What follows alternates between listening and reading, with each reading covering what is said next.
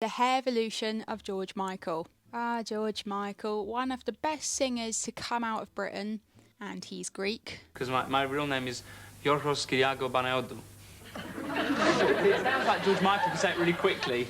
Now, the Greeks have incredible hair. I mean, just look at all their statues, and George Michael is no exception. Mostly, anyway. If you followed me for a while, you know I'm slightly manically obsessed with George Michael and Wham. Not in like an unhealthy way, I just sincerely enjoy his music. And as a barber, his hair. I love George Michael's hair. I say that, do I? Now, over the years, he had some actually insane hairstyles, and I don't mean that in like a cool way, I mean in a kind of what the fuck is that way. Fun fact, his sister Melanie was his hairdresser throughout most of his career. Early Wham, 1982 to 1983. First, let me take you back to 1981. George Michael is just 18 years old. He and his childhood best mate Andrew Ridgeley team up and form the pop group Wham. They sign a deal with a record company and release Wham Rap, which is a really weird song, but I like it. Anyway, let's look at George Michael's hair. This is the early 80s, so the mullet wasn't mainstream yet. He has a standard short back and sides, worn up into the side on top. This is natural colour. Wait, is that a rat tail? Am I seeing things? What is that? Their follow-up single, Young Guns, is much the same. Standard short back and sides. Is that a rat tail? Wham's first album, Fantastic, releases in 1983, featuring Club Tropicana. Let's look at his hair there. It's more of the same, the rat tail, but let's look at the song being performed on Top of the Pops a bit later on in the year. It's longer, it's looser, and the early stages of the typical 80s bouffant hair are forming. Peak George Michael is dawning on us. He did the short shorts before Paul Mescal even existed. I want this gay man. Peak mullet, peak Wham, 1984 to 1986. Wham's second album, Make It Big, makes it big. Wake Me Up Before You Go Go, Freedom, Last Christmas, all chart toppers.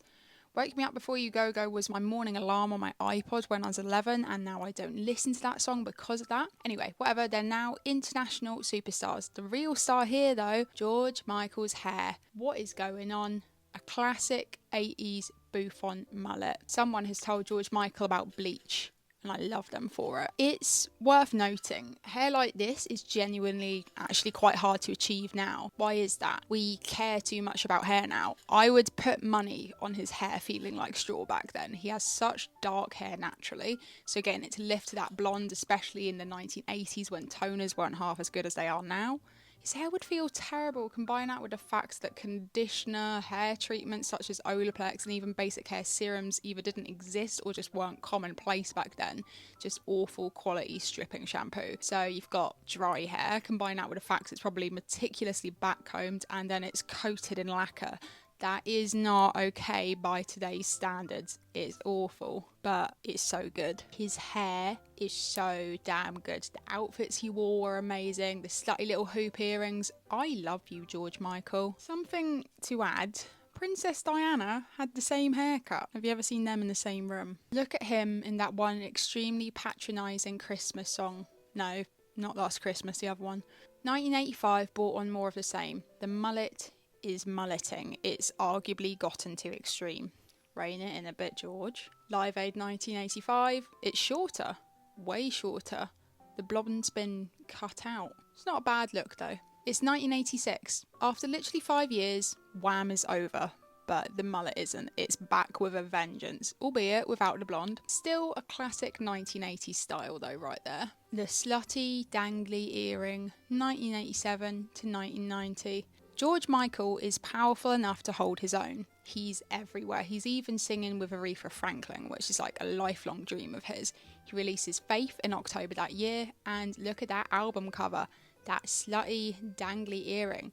He's the whole reason I wear one dangly earring. The stubble, and look, more importantly, the hair. By the late 80s, the mullet was so unbelievably out of style. And George Michael is never out of style. Short back and sides, lots of volume on top. Still clearly 80s, but it's more refined than the extreme mullets of yesteryear. This is one of my favourite hairstyles on him, probably after the mullet. The Caesar cut, 1991. Oh my god, what is that? Where's his hair gone? I don't like it. Where's his little dangly cross earring? No, don't like it. Okay, it's longer again. 1992 to 1993. In 1992, his hair is back to how it was during the Faith era. George Michael sings the most incredible cover of Somebody to Love at the Freddie Mercury tribute show. Brian May even says, George Michael is the best. There's a certain note in his voice when he did Somebody to Love that was pure Freddie.